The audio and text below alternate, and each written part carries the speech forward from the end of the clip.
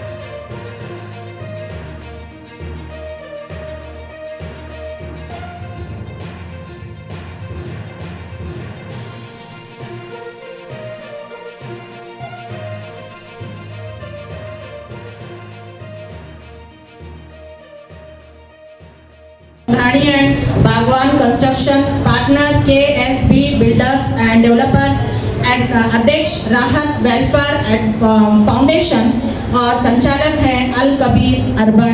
तो मैं बड़े ही अदब से गुजारिश करती हूँ कि समीर साहब अपने ज़रीन ख्यालात से इस प्रोग्राम को रौनक बख्शें। अस्सलामु अलैकुम वरहमतुल्लाहि वबरकातुहू। अल्हम्दुलिल्लाहि रब्बिल आलमीन। तमाम तारीफ़ें अल्लाह की। व तुइज़्ज़ु मन तशा व तुज़िल्लु मन तशा। बेशक अल्लाह ही है जो हमें इज्जत और ज़िल्लत से नवाजता है। आज यहाँ पर अंजुमन इस्लाहुल मुस्लिमीन, कार्ड में प्रिंट मिस्टेक हुई है, मुस्लिमीन मुंतजिम कमेटी फॉरेस्ट सोलापुर की जानिब से 10वीं या 12वीं में जिन्होंने कामयाबी हासिल की है, वार्षिक शैक्षणिक गौरव समारंभ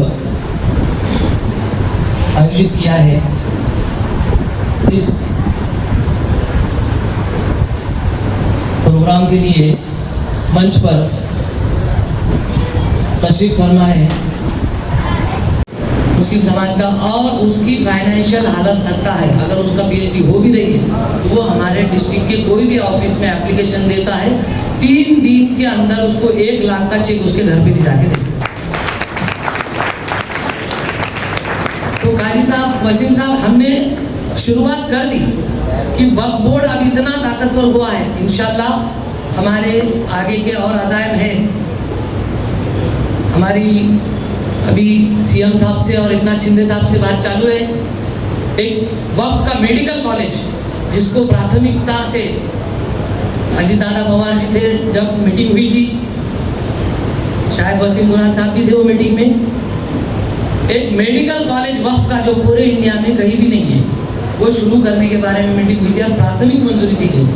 तो इंशाल्लाह वो कॉलेज महाराष्ट्र में बहुत जल्द शुरू होने वाला है। कुछ टेक्निकल इश्यूज है। सबसे खुशी की बात है पैसे का इशू नहीं, 500 करोड़ रुपए कहाँ से आएंगे वो सारा प्लान हो चुका है। सेंट्रल गवर्नमेंट से 60% पैसा आने वाला है, किरण रिजिजू साहब देने वाले, और 40% में से 20% गवर्नमेंट ऑफ महाराष्ट्र देगी और 20% जो है CSR से देगी। तो ये सब करने के लिए क्या करना पड़ा, मेहनत करना पड़ेगा। तो इसी तरह की मेहनत अगर हमारे हर इदारे ने की, ये जो प्रोग्राम हो रहा है हमारे वक्फ के इंस्टीट्यूट की तरफ से, हमने, मुझे अफसोस के साथ कहना पड़ता है, इस वक्फ बोर्ड को पिछले 70 साल में ऐसी हालत थी कि प्लेटफॉर्म के पैर भी ठीक नहीं थे। 1 लाख एकड़ जमीन के मालिक हैं। ये जो बिल्डिंग बनी है ये वक्फ के जमीन पर बनना चाहिए। इनका जो पैसा है ये आगे के सिस्टम में लगना चाहिए, क्योंकि ज़मीन सबसे पहले वक्फ की अगर कहीं इस्तेमाल होनी चाहिए तो एजुकेशन के लिए होनी चाहिए। इसका जिम्मेदार कौन है? इसका जिम्मेदार है इस महफिल में बैठा हुआ हर एक कोई इंसान, जो हमने हमारी हक को, हमारे अहमियत को नहीं समझा। हमारा जो हक है वो हमने छोड़ दिया, और जो हम नाहक है माल उसके पीछे भाग रहे हैं। अगर इस सिस्टम को हमने मजबूत किया तो इस सिस्टम से हमारे बच्चों की तालीम, वो भी बेहतरीन तालीम, हमारे बच्चों के हिजाब के लिए लड़ाई कर रहे हैं। क्यों लड़ाई कर रहे हैं? खुद का कॉलेज को हम, हमारे सिस्टम से हमारा एजुकेशन नहीं, खुद के स्कूल क्यों नहीं?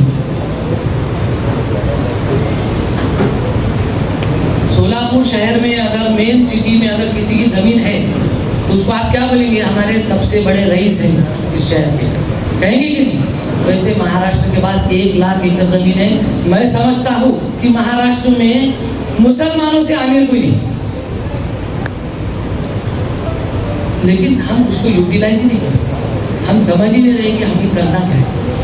जब तक अल्हम्दुलिल्लाह 2021 में हम इस वक्फ बोर्ड में आए, कारोबारी आदमी हूँ, 100 रुपये भी कहीं इन्वेस्ट होते हैं तो उसके 90 ना हो इसकी फिक्र होती है। अल्हम्दुलिल्लाह मेरा पर्सनल एक्सपीरियंस तो यही है, हर जगह पे मेरे 150 हुए हैं।